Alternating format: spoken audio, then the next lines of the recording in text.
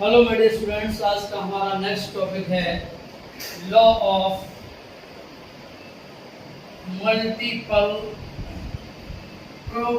Proportion और bracket लिखेंगे हम न्यूमेरिकल्स, यानी हम इसके न्यूमेरिकल्स कराएंगे लॉ ऑफ मल्टीपल प्रोपोर्शन।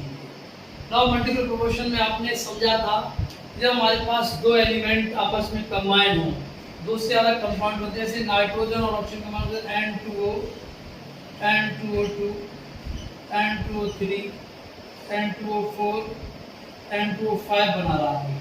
तो यहाँ पर मुझे पता है कि नाइट्रोजन और ऑक्सीजन का रेशियो आएगा, नाइट्रोजन का 28, ऑक्सीजन का 16, नाइट्रोजन का 28, ऑक्सीजन का 32, नाइट्रोजन का 28, ऑक्सीजन का 48, नाइट्रोजन का 28, ऑक्सीजन का 64, नाइट्रोजन का 28, ऑक्सीजन का 80। अगर हम इसको सिंप्लीफाई करते हैं तो ये 28 ratio 1 into 16, 28 ratio 2 into 16, 28 ratio 3 into 16, 28 into 4 into 16, 28 into 5 into 16। आपने क्या देखा यहाँ पर एलिमेंट नाइट्रोजन का मास 28 फिक्स हो गया। इसके बाद ऑक्सीजन जो है मल्टीपल में चला है, 16 1, 16 इंटू 2, 16 इंटू 3, 16 इंटू 4, 16 इंटू 5। इसका साफ मीनिंग ये है कि यहाँ पर हम लॉ ऑफ मल्टीपल प्रोपोर्शन को समझ पा रहे हैं। इसी तरीके से जब हम किसी क्वेश्चन को कर रहे होंगे तो मुझे इस तरीके से एक एलिमेंट का मास फिक्स कर देना पड़ेगा, दूसरा एलिमेंट हमको फिक्स प्रोपोर्शन में ले चलना पड़ना है। तो इसका मतलब ये लॉ ऑफ मल्टीपल प्रोपोर्शन को फॉलो कर रहा है ये लॉ। अगर हम अब न्यूमेरिकल्स की बात करें तो न्यूमेरिकल्स इसमें किस तरीके से होंगे, किस बेस पर होंगे, तो मैं भी आपको करवा रहा हूँ, जरा ये ध्यान से समझेंगे। इस बेस पर न्यूमेरिकल्स कराएंगे हम लोग।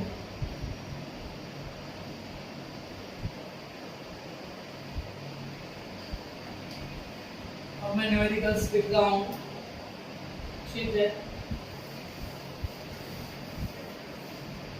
एक न्यूमेरिकल है, इसे मैं लिख रहा हूँ। न्यूमेरिकल है carbon is found to carbon is found to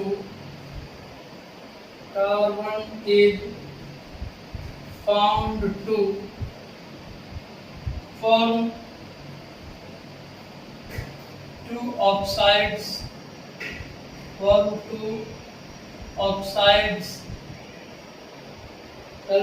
to be two oxides which contains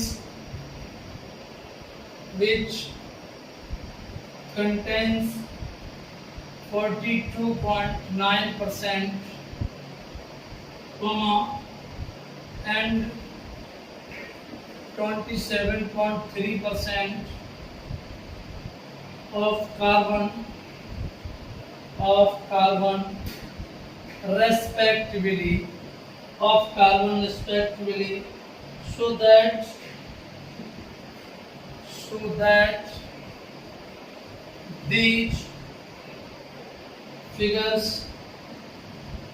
so that these figures follow the law of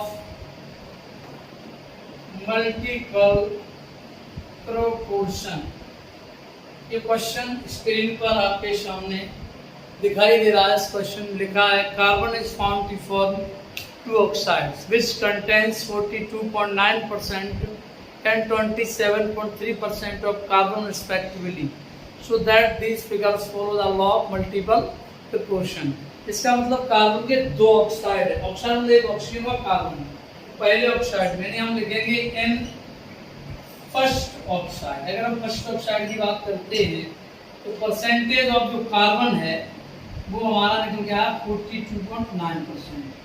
percentage of oxygen आएगा 100 माइनस 42.9, तो ऑक्सीजन इक्वल ये हमारा 57.1 आ जाएगा, 57.1% कार्बन।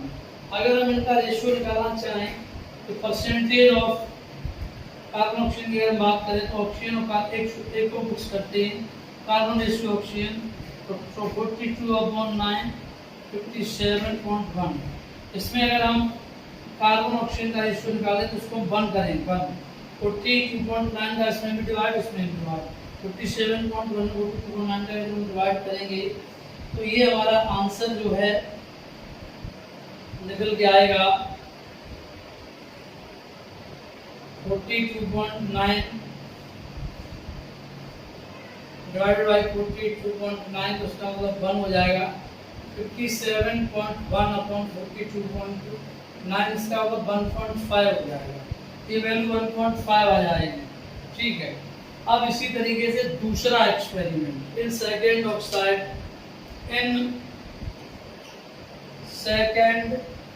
ऑक्साइड हमारे पास दो oxide है बच्चों। First oxide है, सेकेंड ऑक्साइड में percentage of carbon 27.3, percentage of oxygen 100 minus 27.3, percentage of oxygen. जब उसको सॉल्व करेंगे तो 72.7 आ जाएगा, 72.7। इसको जब हम सॉल्व करेंगे तो कार्बन रेशियो ऑक्सीजन, तो कार्बन की जो वैल्यू है बच्चों वो 27.13 है, तो ये 72.7।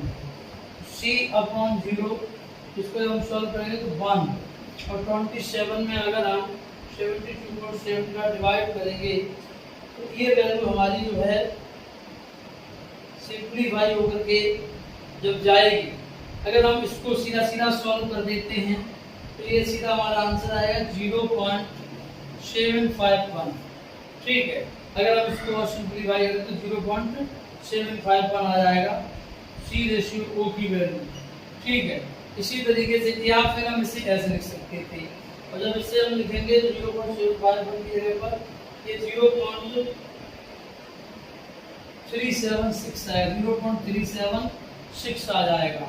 इट मीन्स इसको जब हम सॉल्व करेंगे तो 0.376, तो यहाँ पर इसे जब हम सॉल्व करेंगे तो C अपॉन 0 इक्वल 1/3 हो जाएगा। इसका मतलब ये दोनों रेशियो मल्टीपल में हैं। इसे जब हम सॉल्व करेंगे बहुत ही अच्छी तरीके से, तो मुझे बहुत अच्छी तरीके से पता है कि C रेशियो O और C रेशियो की अगर हम बात करते हैं तो यहाँ पर 1 यहाँ पर इसे हम लिख सकते हैं 0.751 रेशियो 0.376, तो ये 2:1 आ जाएगा। इसका मतलब यहाँ पर कार्बन फिक्स हो गया और ऑक्सीजन जो है मल्टीपल प्रोपोर्शन में चला गया। ये बात आपको समझ में नहीं आई है, दोबारा से बताए दे रहे हैं बच्चों, ध्यान देना। परसेंटेज ऑफ कार्बन हमारी 42.9% है, परसेंटेज ऑफ ऑक्सीजन 100 माइनस 42.9 किया, परसेंटेज ऑफ ऑक्सीजन 57.1 किया, तो कार्बन ऑक्सीजन रेशियो है तो कार्बन की वैल्यू 42.9 थी और ऑक्सीजन 57.1। इसको जब सॉल्व किया तो ये कार्बन 0.751 आ गया है। इसे अगर हमने डिवाइड कर दिया था तो इसको डायरेक्ट 1/1.5 आ गया। फिर हमने सेकंड रेशियो निकाला, सेकंड सैंपल में परसेंटेज ऑफ कार्बन 27.3 है, परसेंटेज ऑफ ऑक्सीजन हमारा 100 माइनस 27.3, तो percentage of oxygen 72.7, percentage carbon oxygen का रेशियो 27.3 72.7। इसको सॉल्व कर 0.36, तो यहाँ पे साफ दिखाई देता है कि यहाँ पर कार्बन ऑक्सीजन का रेशियो इस रेशियो से जस्ट 2 टाइम है। शुरू में जो सॉल्व किया तो C अपॉन O 1/3 आ गया, यहाँ से पता चलेगा इससे 2 टाइम्स है, तो हमने इसको सॉल्व किया तो कार्बन रेशियो तो 0.751 0.361, तो ये 1 हो गया और ये 2 हो गया। इससे पता चला ये data law of multiple proportion को फॉलो करता है दोनों केसेस में। अगर हम बात करते हैं लॉ ऑफ मल्टीपल प्रोपोर्शन के लिए तो डेटा इसको फॉलो कर रहा है। ठीक है, और स्टूडेंट्स नेक्स्ट क्वेश्चन के लिए अगर हम बात करते हैं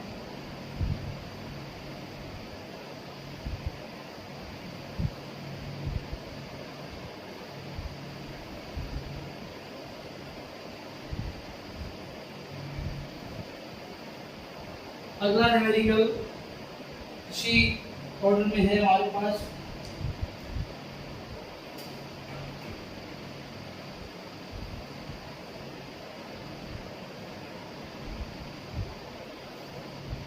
क्वेश्चन है two oxides of a metal, two oxides of a metal, two oxides of a metal contain 27.6% and 30% of oxygen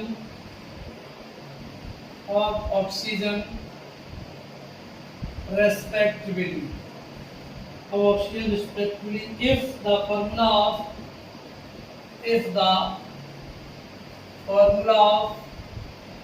first oxide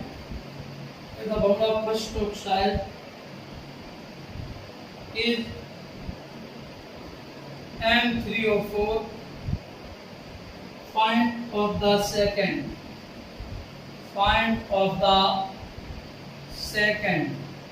यानी एक क्वेश्चन है जिसमें इसने लिखा है two oxides of a metal, यानी मेटल के दो ऑक्साइड हैं, contains 27.6 and 30% of oxygen respectively. If the formula of the first oxide is M3O4, find the second.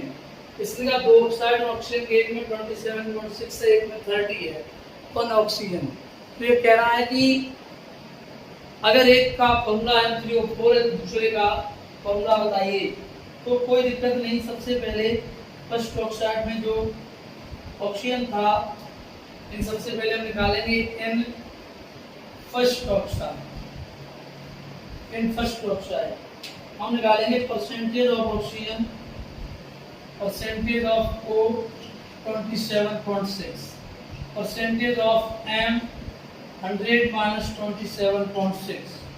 अगर हम बात करते हैं तो ये निकल के आती है percentage of M 22.4 parts by mass निकल के आ जाएगा।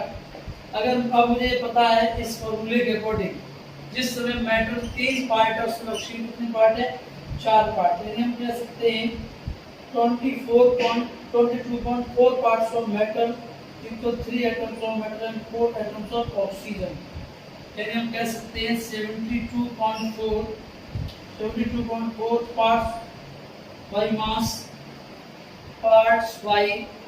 मास ऑफ मेटल इक्वल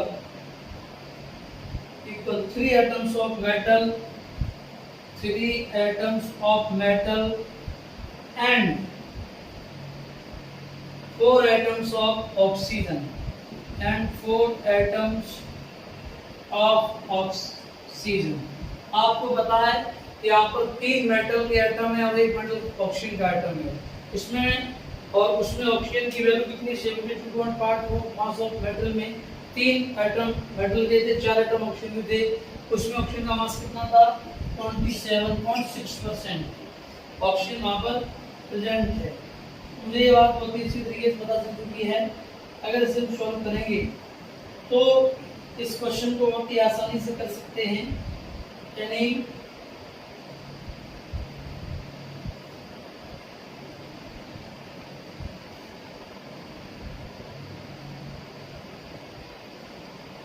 अगर हम बात करते हैं इन सेकंड में, तो इन सेकंड में ही कहानी बनेगी। In second oxide oxygen equal 30 parts oxygen in second oxide. अगर हम सेकंड ऑक्साइड की बात करते हैं तो हम लिखेंगे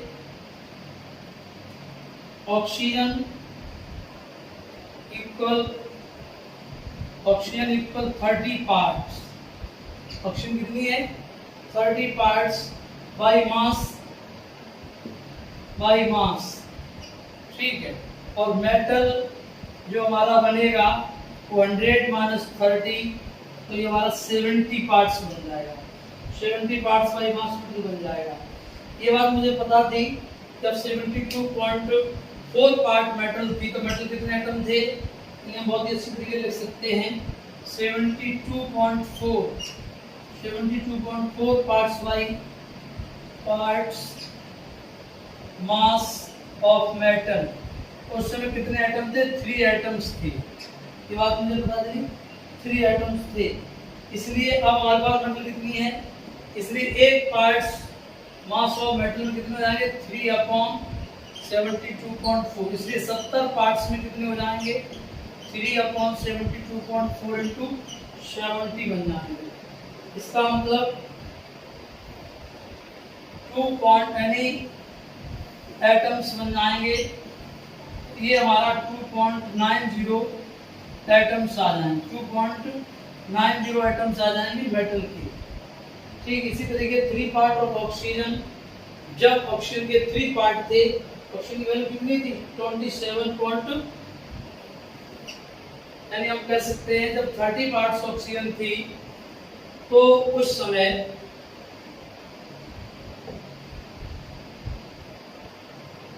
यानी मैं कह सकता हूं जब 27.4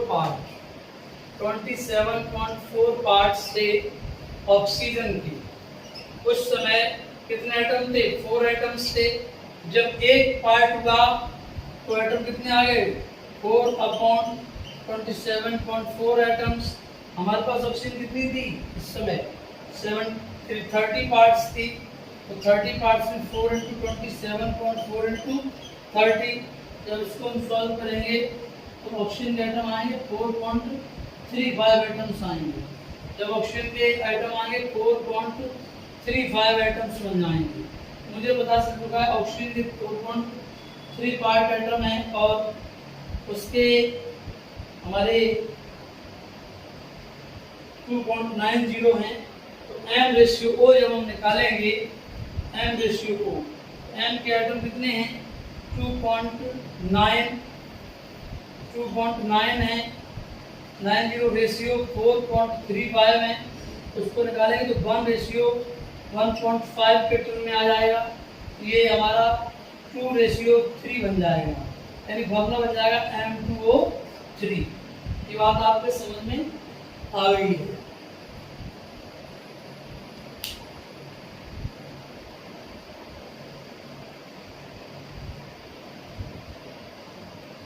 और डियर स्टूडेंट्स बात को समझिएगा, हमारे पास इसने क्या कहा था 2 of the 2 oxides of metal contains 27.6% and 30% of oxygen।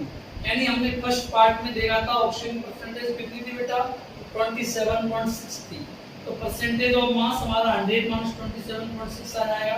तो मुझे पता चल चुका है मास परसेंटेज ऑफ मेटल हमारा 22.4 आ जाएगा। मुझे मालूम जब 22.4 पार्ट्स मेटल था उस समय मेटल के कितने एटम थे 3 एटम थे और 4 एटम ऑक्सीजन थे। उस समय 27.6 ग्राम हमारे पास ऑक्सीजन प्रेजेंट थी, यानी वेरी बहुत सी अच्छी बात है। 22.7 पार्ट्स ऑफ मेटल्स में ऑक्सीजन के 3 एटम थे और 27.6 पार्ट ऑफ ऑक्सीजन में ऑक्सीजन के 4 एटम थे।